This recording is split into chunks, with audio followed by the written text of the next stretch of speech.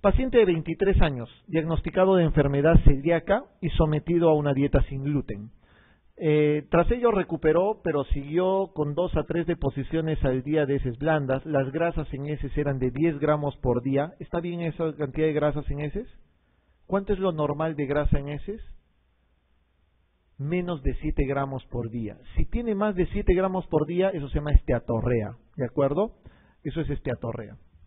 Dice acá que los anticuerpos antiendomicio tipo IgA se han presentado positivos tras 2 años de tratamiento, ¿no? La causa más probable de la insuficiente respuesta al tratamiento es, ¿qué deben responder? Claro, que no cumpla la dieta con gluten. ¿Se dan cuenta? Así son las preguntas y la mayoría siempre tienen esa respuesta. Paciente que no responda al tratamiento, lo primero que deben de pensar es que no esté cumpliendo la dieta con gluten. Pregunta 26. ¿La mala absorción puede acompañar a todos los cuadros que se exponen excepto uno? A ver, cuadros de mala absorción, excepto uno. Hay uno que no da mala absorción. ¿Enfermedad celíaca? Da mala absorción, ¿no? ¿Pancreatitis crónica da mala absorción? Eso lo vamos a ver en una clase posterior, pero sí, la pancreatitis crónica usualmente da esteatorrea, hay mala absorción. ¿Déficit severo de inmunoglobulina A? Por supuesto, es una de las cosas que puede haber. ¿Fibrosis quística? Sí. ¿Y el páncreas divisum? El páncreas divisum es una alteración estructural del páncreas, pero no tiene que producir necesariamente mala absorción. Simplemente es un déficit, una alteración embriológica del páncreas. Eso no produce mala absorción. Vamos a hablar entonces un poquito de otras causas de mala absorción intestinal. Hay lo que se llama mala absorción propiamente dicha y mala digestión, pero lo que es mal digestión lo vamos a ver en una clase posterior, como les he dicho, en la parte de pancreatitis crónica. En mala absorción propiamente dicha ya hemos visto las enteropatías, básicamente de enfermedad celíaca, pero vamos a ver otras asociadas a esto. Estos son los cuadros malabsortivos de los que quiero hablar ahora, puntualmente de algunos, no de todos. Sobrecrecimiento bacteriano, que es muy importante en nuestro medio, que es este primero, el SOBIA. El intestino corto no requiere mayor evaluación. Recuerden que el intestino corto es básicamente por resecciones intestinales bastante extensas, ¿no es cierto? Por eso hay mala absorción. Hay déficit de disacaridasas. ¿Recuerdan alguna patología que dé déficit de disacaridasas? Intolerancia a la lactosa, ¿no es cierto? Esa es la que va a la cabeza. Esa es otra forma de mala absorción también. La enfermedad celíaca, de lo que ya hemos hablado, el sprue tropical, de lo que vamos a hablar también, la beta-lipoproteinemia y el Whipple, de lo que vamos a hablar también en un momento. Ok, veamos sobrecrecimiento bacteriano. Doctores, en sobrecrecimiento bacteriano, típicamente lo que tienen que saber para empezar anatómicamente es que en la boca hay 200 especies de bacterias. Pero cuando bajamos distalmente y llegamos hasta el colon, llegamos a tener hasta 10 a la 12 cantidad de bacterias en sí, en todo. Eso es normal. O sea que a medida que sea más distal, hay mayor cantidad de bacterias. ¿De acuerdo? Ese es el primer punto. Tener en consideración estos valores. En el estómago normalmente hay mayor cantidad de aerobios. Todo lo que está por encima de la válvula ileocecal, ya, es decir, intestino delgado y estómago, generalmente son aerobios gram positivos. Por arriba de la válvula, aerobios gram positivos. Por debajo de la válvula ileocecal, en colon, anaerobios gram negativos, ¿ya? Eso puede ser una pregunta en algún momento, tengan cuidado con eso. Entonces, generalmente la válvula ileocecal les funciona como una barrera para no migración de anaerobios fundamentalmente. ¿Qué es lo que deben de saber? Que en el yeyuno, generalmente, que es el yeyuno proximal, normalmente hay entre 10 a la 2 y 10 a la 4 cantidad de bacterias, es decir, entre 100 y ¿cuánto? ¿1000? ¿10.000? Entre 100 y 10.000 aproximadamente especies de bacterias. Todo lo que esté por encima de ese número es catalogado como sobrecrecimiento bacteriano. ¿Ya? Ahora van a ver esa definición. Los mecanismos de defensa para la prevención del sobrecrecimiento bacteriano son, a ver, solamente es cuestión de pensar en esta pregunta. No hay muchas cosas que dar vueltas ahí. A ver, ¿ustedes creen que el ácido gástrico es una barrera de sobrecrecimiento bacteriano que sirve para el sobrecrecimiento bacteriano, para evitarlo?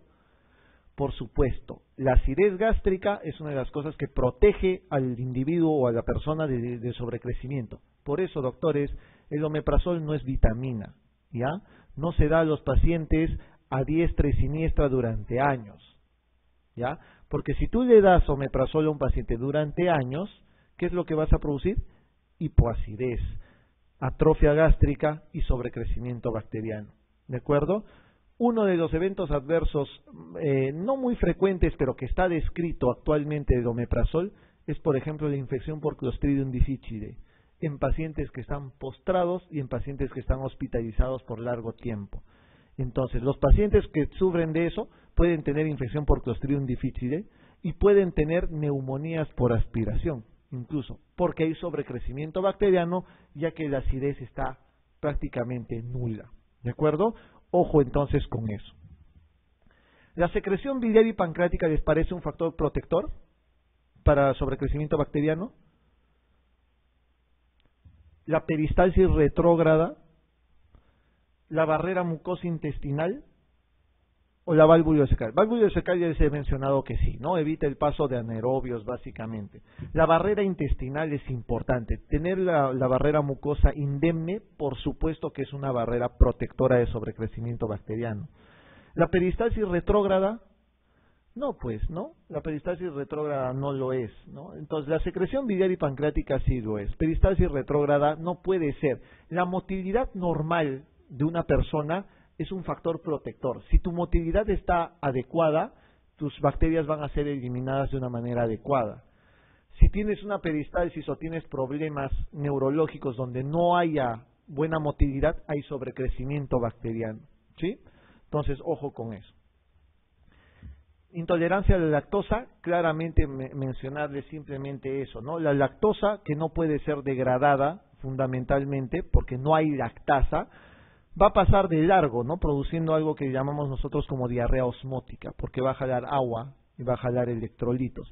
¿Qué va a pasar con esa lactosa que no ha podido ser absorbida? Va a llegar al intestino grueso, y en el intestino grueso, ¿quiénes van a actuar? Las bacterias. Esos 10 a las 10 bacterias que hay ahí actúan sobre la lactosa, y ¿qué hacen? Simplemente la alteran, cambian su estructura, ¿y en qué lo convierten? En hidrógeno, en CO2, ¿y qué le va a producir al paciente? Se va a hinchar, distensión abdominal, y como no se pudo absorber, diarrea y distensión abdominal, la clínica típica de un paciente con intolerancia de lactosa, ¿no? Entonces ya saben lo que es una diarrea osmótica. Pregunta 28. En un paciente con un cuadro de diarrea crónica en quien se sospecha mala absorción, ¿qué indica un test de decidosa normal? ¿Saben para qué es el test de decidosa? ¿Alguna vez han escuchado para qué sirve el test de decidosa? El decidosa es un azúcar absorbible normalmente, ¿de acuerdo? Entonces, un paciente que quieras hacerle una prueba de mala absorción, las causas de mala absorción pueden ser de dos tipos: porque está alterado tu intestino o porque está alterado tu páncreas, ¿sí? Recuerden, mal digestión, mala absorción, ¿sí? Entonces, el test de decidosa sirve para discriminar eso, para ver si tu causa es o pancreática o es intestinal, ¿de acuerdo? Entonces, a un paciente que tenga un problema de mala absorción, le das un test de decidosa. La decidosa, por ser un azúcar simple, tiene que absorberse normal, ¿no es cierto? Entonces, si a un paciente le das decidosa normal y tienes una mucosa intestinal indemne, ¿cómo va a estar la prueba de orina? Normal, ¿no es cierto? La prueba de orina se va a eliminar una cantidad adecuada de decidosa. Pero si la prueba de decidosa sale alterada y se elimina menos cantidad, es porque no se absorbe. ¿Dónde estaría el problema?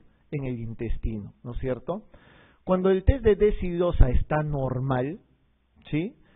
La causa de mala absorción, ¿dónde podría estar? En el páncreas, ¿no es cierto? Si el test de decidosa está anormal, la causa usualmente es intestinal. Bajo esa tingencia, entonces, ¿qué deberían contestar acá? ¿En qué caso un test de decidosa sale normal? ¿Descarta una mala absorción de origen pancreático o descartaría una mala absorción del intestino delgado proximal? Solamente pensando eso, nada más. Otra vez, tienes un paciente que le das decidosa. Normalmente, lo normal de la decidosa es que se absorba, porque el intestino delgado está normal. Y si se absorbe, se elimina por la orina normalmente, ¿Sí? Entonces la prueba de decidosa es normal si tu intestino está indemne. Y tu causa de mala absorción podrá ser pues pancreática en ese caso. Pero si tu test de decidosa está anormal, es porque no se absorbe. ¿Dónde está la causa? En el intestino delgado, ¿no es cierto? Ok. ¿Cuál es la respuesta acá? Acá el test de decidosa es normal. Entonces, ¿qué descartan?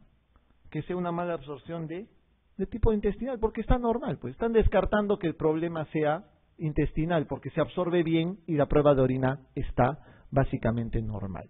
Ojo con la prueba de decidosa. Lo único que hace la prueba de decidosa es eso. Simplemente descartar si es proximal, perdón, si es pancreática o si es intestinal. Acá hay una alternativa que dice, ¿indica normalidad del yeyuno y normalidad en el ilion terminal? No, eso no discrimina el test de decidosa. El test de decidosa solo discrimina si es mala absorción intestinal o mala absorción pancreática, nada más. ¿Sí? Es algo tan grosero como eso. Punto con todo eso. ¿Es poco útil? No, es bastante útil para eso. ¿Ok? Eso es lo que se hace en la prueba de decidosa muchas veces, ¿no? Generalmente se les hace tomar, algunos les toman una muestra de sangre, pero lo ideal es recoger una muestra de orina limpia para el test de decidosa. Pregunta 29. Por favor, piensen para esta pregunta. Es una pregunta del examen MIR de este año. Es fácil, pero solo piensen lo que van a responder. Hombre de 55 años, hijo de celíaco. Padre del hijo celíaco, es el papá de un hijo celíaco. Con anemia ferropénica y un aumento reciente del ritmo de deposiciones. Se le han realizado una determinación de alelos DQ2 y DQ8 que son negativas. ¿Qué estudio es apropiado para este paciente? ¿Qué contestarían ahí? Su hijo es celíaco, ¿no? Y ese paciente tiene anemia ferropénica con alteración del hábito defecatorio. Diarrea fundamentalmente. Le han tomado un DQ2 y un DQ8 y es negativo. ¿Qué le harían a este paciente? Se las voy a dibujar un poco más, se las voy a enfocar un poquito mejor. ¿Cuál es el diagnóstico? Pues para eso tienen que saber más o menos a qué enfocar. ¿Es celíaco? Entonces, ¿en qué sospechan? Es una pregunta muy fácil. Otra vez, su hijo es celíaco. Él tiene anemia ferropénica con alteración del hábito defecatorio y diarreas. ¿Qué tiene el paciente? Cuando tú tienes DQ2 y DQ8 negativo, ¿es celíaco o no es celíaco? Olvídense de los celíacos. Olvídense, ese paciente no es celíaco porque en ningún lado. Ya, se olvidaron de que es celíaco. Tiene anemia ferropénica y tiene alteración del hábito defecatorio. ¿En qué piensan? Un cáncer de colon, ¿no es cierto? Tranquilamente pueden pensar en eso. ¿Qué es lo que van a hacer con ese paciente? Una colono. Así de fácil. Y si se dan cuenta, toda la pregunta está tan enfocada que quiera que piensen que es celíaco, que 4 de las 5 alternativas van a buscarle si es celíaco o no. Antitransglutaminasa, endoscopía para biopsia duodenal, test de decidosa para ver si la mala absorción era intestinal o evaluar la dieta sin gluten. 4 de las 5 cosas les dice a ustedes que vayan a buscar el que es celíaco porque le han puesto hijo de celíaco, pero acá la respuesta es clara, por el DQ2 y el DQ8 es negativo. ¿Qué les he dicho en los pacientes celíacos? La prueba de DQ2 y DQ8 tiene que ser positiva. 100% de los pacientes prácticamente son DQ2 y DQ8 positivos. Una prueba negativa genética descarta la enfermedad celíaca prácticamente. ¿Sí? Esa es una pregunta muy nueva, es una pregunta muy novedosa, pero no toda mala absorción con anemia y diarrea tiene que ser celíaco ahora que les estoy enseñando eso. Pues. ¿Sí? Tienen que tener la mente más amplia con todo esto. Por eso es que este paciente tiene que hacerse una colonoscopía, ¿no? Una colonoscopía. En sobrecrecimiento bacteriano, doctores, todo lo que sea más de 10 a la 3, coloquen por favor 10 a la 3 acá, unidades formadores de colonias en el intestino delgado proximal, está considerado como un sobrecrecimiento bacteriano, más de 10 a la 3, ¿ya? Unidades formadores de colonias. ¿Qué es el síntoma más común de un paciente con sobrecrecimiento bacteriano? La diarrea. Estos son las bacterias que pueden encontrarse, ¿ya? Streptococo, E. coli, estafilococo, etcétera. Ya saben cuáles son los mecanismos de producción. ¿Por qué hay sobrecrecimiento bacteriano? Porque los factores protectores se alteran. Acidez, secreción biliar, la motilidad intestinal alterada puede producir sobrecrecimiento bacteriano, la integridad de la mucosa intestinal puede producir sobrecrecimiento bacteriano o la válvula ileocecal alterada puede producir eso, ¿sí? Factores predisponentes, acloridria, lo que estaba mencionando el omeprazol. Mientras más viejito seas, más riesgo de sobrecrecimiento bacteriano. Si tienes cirrosis, si tienes VIH, por supuesto son estados de inmunodepresión, más sobrecrecimiento bacteriano. Si tienes diabetes o esclerodermia, ¿por qué? Diabetes y esclerodermia tienen alteración de la motilidad, ¿sí? Típicamente hay una alteración de la motilidad. Entonces, eso produce estancamiento de las bacterias y sobrecrecimiento bacteriano. Enfermedad celíaca por atrofia de las vellosidades, ¿no? Atrofia de las vellosidades. Y pancreatitis puede producir un estado de alteración también. Obviamente depende, la clínica de un sobrecrecimiento bacteriano depende de lo que no se absorba. Puede ser B12, grasas, carbohidratos, proteínas, minerales. Y esto es lo que pasa. Miren, si el déficit es de B12, típicamente puede haber una anemia. ¿De qué tipo? Macro, micro, macrocítica, ¿no es cierto?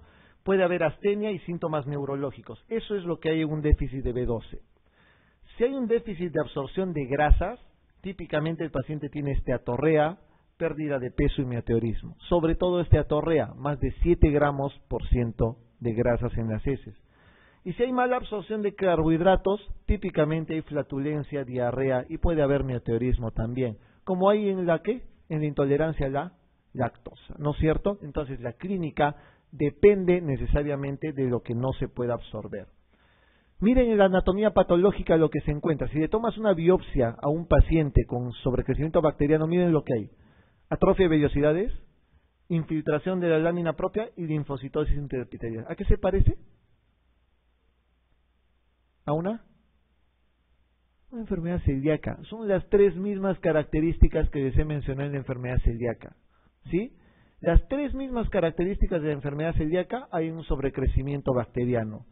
Por eso es que la enfermedad celíaca se diagnostica como con biopsia y con los anticuerpos, ¿sí? ¿Cómo se hace un diagnóstico de sobrecrecimiento bacteriano? Existen 2 formas, test invasivos y test no invasivos. Mundialmente, en el Perú no lo hacemos, mundialmente se utiliza como gol estándar el método invasivo. ¿Qué es eso? Se hace una endoscopía, se llega hasta yeyuno generalmente o hasta la parte más distal del duodeno y se aspira. Se aspira el contenido intestinal ahí y se manda a cultivo. Si sale más de 10 a la 3 unidades formadoras de colonia, es un diagnóstico de sobrecrecimiento bacteriano. Ese es el gol estándar, ¿de acuerdo? Ese es el gol estándar. Pero acá en el Perú utilizamos pruebas no invasivas generalmente. Y las pruebas no invasivas son test de alientos, muy parecido al test de aliento para Helicobacter pylori, igualito. Se les da glucosa, lactosa, galactosa, lo que ustedes quieran, marcado con carbono 13 y se les hace pruebas de aliento. Simplemente el paciente sopla y eso sale aumentado o alterado en el caso de que tenga sobrecrecimiento bacteriano. Esos test, la verdad es que son muy, pero muy alterados muchas veces, así que su capacidad diagnóstica es baja, entre 40 y 60% dependiendo de lo que quieran. Por eso, a pesar de que son no invasivos y son mucho más cómodos, puede tener mucho falso negativo también, ¿ya?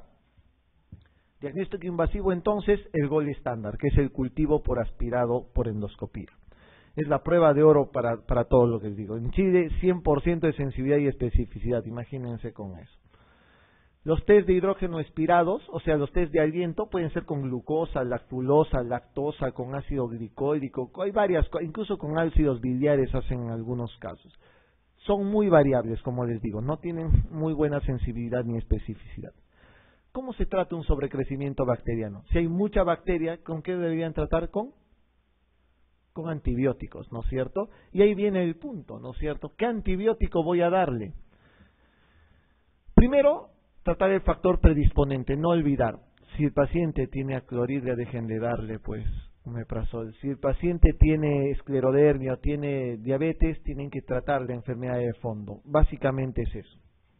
Se puede dar proquinéticos en algunos de los casos para mejorar la motilidad en algunos de los pacientes. Y los antibióticos, doctores, son muy variables. ¿Qué se ha demostrado que es efectivo para sobrecrecimiento bacteriano? Por ejemplo, amoxicilina con ácido clavulánico o el norfloxacino tienen una efectividad del 90% de los casos. Pero todo esto puede ser utilizado, ¿de acuerdo? Y ahora hay algo que tienen que saber ustedes y deben de considerar como uno de los tratamientos de primera línea para sobrecrecimiento bacteriano, que es este de acá abajo, rifaximina. Esto es lo que se utiliza actualmente como uno de los goles estándar de tratamiento para sobrecrecimiento bacteriano. La rifaximina, que es un primo hermano de la rifampicina, que ustedes utilizan básicamente para manejo de tuberculosis, es un antibiótico poco absorbible, casi no absorbible en el intestino. Por eso es que tiene muy buen efecto en la parte intestinal. ¿De acuerdo? Para complementar de una vez esta parte, rifaximina es la terapia de elección en diarrea del viajero, por ejemplo, claramente, ya está demostrado eso. En diarrea del viajero se utiliza rifaximina como primera elección. ¿De acuerdo? En pacientes con encefalopatía hepática por cirrosis, una de las cosas que se utiliza como tratamiento es rifaximina para evitar precisamente la degradación por el crecimiento de las bacterias, la degradación de la urea, ¿no? Fundamentalmente para eso. Entonces, mucha atención a rifaximina, ¿sí? Como tratamiento de elección.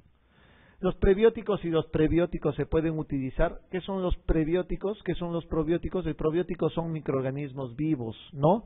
Que ejercen normalmente un efecto beneficioso en el huésped, ¿sí?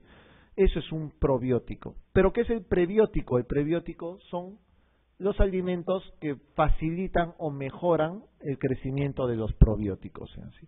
La verdad es que pueden tener efecto beneficioso en sobrecrecimiento bacteriano, pero aún no ha sido demostrado. Pregunta 30. Una diarrea por déficit de lactasa es una manifestación del dumping, una diarrea secretora, una manifestación del intestino corto, una diarrea osmótica o un síndrome de sobrecrecimiento bacteriano. ¿Qué era? ¿Cuál es esa déficit de lactasa? ¿Cómo se llama esa enfermedad? De intolerancia a la lactosa. ¿Qué tipo de diarrea da una intolerancia a la lactosa? Una diarrea osmótica, ¿no? Es tan fácil como eso, así de fácil la respuesta. Pregunta 31. ¿Cuál es el tratamiento de un sprue tropical? El otro nombre de la enfermedad celíaca es sprue celíaco. No confundan sprue celíaco con sprue tropical. Son dos cosas diferentes. El sprue celíaco es la enfermedad celíaca y el sprue tropical es una entidad diferente. Es otra enfermedad producida que produce mala absorción. Ahora les voy a explicar. Normalmente el sprue celíaco se desconoce la causa que produce este tipo de mala absorción, pero se cree que es bacteriana. Ya se cree que es bacteriana. Y como se cree que es bacteriana, el tratamiento es antibiótico, ¿no es cierto? ¿Y cuál es el antibiótico que se utiliza? Normalmente son las tetraciclinas, ¿ya? Pero las tetraciclinas se utilizan junto con algo que mejore la mala absorción o reponga en otros casos el problema de mala absorción, que son los folatos. Ahora vamos a ver mejor eso para explicarles mejor de qué se trata esto. Miren, acá tengan cuidado, ¿no? Miren, ¿cuál es el tratamiento de sprue tropical? Dice, ¿retirar el gluten de la dieta? No, nada que ver. Sprue celíaco no es lo mismo que sprue tropical. Metronidazol no se utiliza tetraciclinas, pero no se usa clinda. Clindamicina se utiliza para anaerobios, no se utiliza clindamicina. Se repone generalmente B12 y ácido fólico, porque el déficit principal en el sprue tropical es B12 y ácido fólico. Veamos un poquito de sprue tropical. ¿Es una enfermedad rara? Sí. Se llama sprue tropical porque dentro del globo terráqueo existe dos trópicos, ¿no es cierto? Que se llaman el trópico de Cáncer y el trópico de Capricornio, que están en la parte norte y en la parte sur de la línea ecuatorial. Los países generalmente tropicales pueden tener esta enfermedad que se llama sprue tropical. Por eso es que se llama así, tropical, sprue tropical. En el Perú no es frecuente, no hay sprue tropical. Los países que más tienen en Sudamérica son Colombia y Venezuela, y usualmente Puerto Rico, Costa Rica suelen tener más casos de sprue tropical. Características, ¿no? Las características que tiene este sprue tropical es que la etiología es desconocida. Se cree que es bacteriana. Ojo, miren lo que encuentran microscópicamente. En la biopsia hay lo mismo que hay en un sprue celíaco o una enfermedad celíaca. ¿Qué? Atrofia de vellosidades, hiperplasia de criptas muchas veces y linfocitos intraepiteliales. Entonces, ojo, es otra enfermedad que bajo el punto de vista de biopsia puede confundir con enfermedad celíaca. La diferencia con la enfermedad celíaca es que básicamente acá se afecta todo el intestino, pero lo principal es que se afecte el ilion distal. Por consiguiente, ¿qué es lo primero que va a haber? Déficit de vitamina B12, que es el lugar donde se absorbe normalmente la vitamina B12. Miren lo que hay clínicamente: diarrea crónica, dolor abdominal, distensión abdominal, esteatorrea, pérdida de peso, gastritis atrófica. ¿Ven algo que llame la atención realmente ahí? No. Todos los casos de mala absorción son así de difusos: flatulencia, diarrea, esteatorrea, pérdida de peso. Todas las malas absorciones son iguales, todas. Acá básicamente hay que tener en consideración algunos otros detalles, como por ejemplo esto. ¿Qué ven ahí? A ver, las quirománticas, ¿no? La línea de la vida, ¿sí? Línea del cerebro, de la cabeza, Monte Venus. ¿Qué ven ahí? ¿Qué se ve? A ver, semiólogos. ¿Qué ven extraño ahí? ¿No ven algo grosero? ¿Qué es esto? Una hiperpigmentación. ¿No notan que hay una hiperpigmentación marcada? ¿No han visto que la mano está recontrateñida? Es clarísimo, ¿no? Hay una hiperpigmentación, cosa que puede haber en un paciente con sprue tropical. ¿Cuál es el tratamiento? Ya les he dicho, básicamente aporte de nutrientes que son deficitarios. ¿Qué era lo principal que hay de déficit? B12, ácido fólico, ¿no? Entonces, como se cree que es bacteriano, el tratamiento es tetraciclina con B12 o con ácido fólico. Varón de 14 años, con diarrea crónica, ascitis, edema de miembros inferiores a predominio derecho, hipoalbuminemia, linfopenia, VIH negativo, proteinuria negativo y en la paracentesis, ascitis quilosa. La biopsia intestinal confirma el diagnóstico de ¿qué? ¿Qué enfermedad es esa? ¿Es una iditis tuberculosa? ¿Es un sprue celíaco? ¿Es un sprue tropical? ¿Es una linfangiectasia intestinal o una enfermedad de Whipple? Whipple de repente no saben todavía. En un momento les voy a mencionar qué es el Whipple. Pero no es Whipple. ¿Celíaco? ¿Tropical? ¿Ninguno? Miren los detalles. 14 años, para empezar, ¿no? Jovencito. Diarrea crónica, lo que implica que hay mala absorción, ¿de acuerdo? Ok. Tiene ascitis, pero una ascitis que tiene una característica interesante, es quilosa, ¿no es cierto? Una ascitis quilosa, ¿en qué patología se puede ver? TB, podría haber, no es muy común, pero podría haber. ¿Otra? Rotura del conducto torácico, por ejemplo. Ya, ok, pero este no tiene trauma. Ok, ¿otra? Pancreatitis podría ser. En el CA, no. En un cáncer normalmente no es quiloso, es sanguinolento.